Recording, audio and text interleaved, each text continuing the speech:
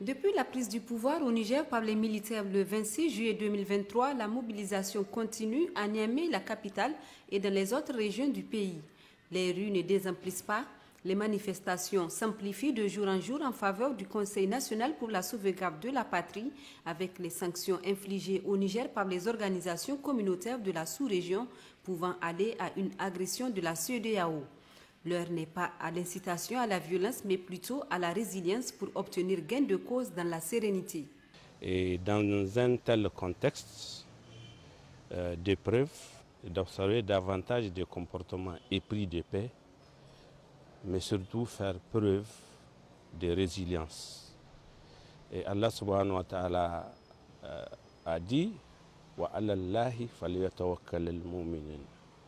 Donc malgré tous les efforts qu'on a à fournir par ailleurs, il faut se remettre à Allah comme ça se fait à travers les invocations.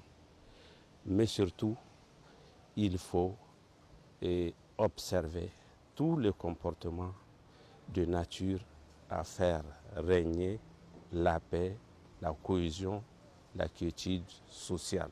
Ne vous divisez point.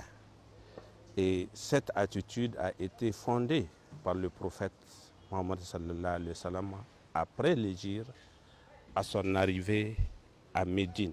Il faut maintenir le cap, tout a commencé dans la paix et la fin doit être heureuse, insistent les leaders religieux. La violence, la colère, la destruction n'apportera rien du tout, mais plutôt quelque chose de pire. Et ça, ce n'est pas notre souhait. Tous ceux qui clament, tous ceux qui luttent, tous ceux qui se prononcent aujourd'hui, alors la motivation, elle est légitime, c'est la liberté qu'on cherche. Nous appelons la population à être tranquille, faire leur sitting, marcher sans violence, sans toucher à un bien quelconque, laisser le reste, les autorités faire. Et la Bible dit que nous devons aimer Dieu d'abord et aimer le citoyen, aimer notre frère ou notre prochain. Donc dans ce contexte, aimer Dieu reviendra à aimer aussi sa patrie. Les analystes de Par le Monde sont convaincus que le Niger sortira grand gagnant de cette bataille livrée par son peuple au nom de la souveraineté, un sentiment partagé par les Nigériens soucieux de l'avenir de leur pays, un motif suffisant pour mener le combat dans le calme jusqu'à la victoire finale.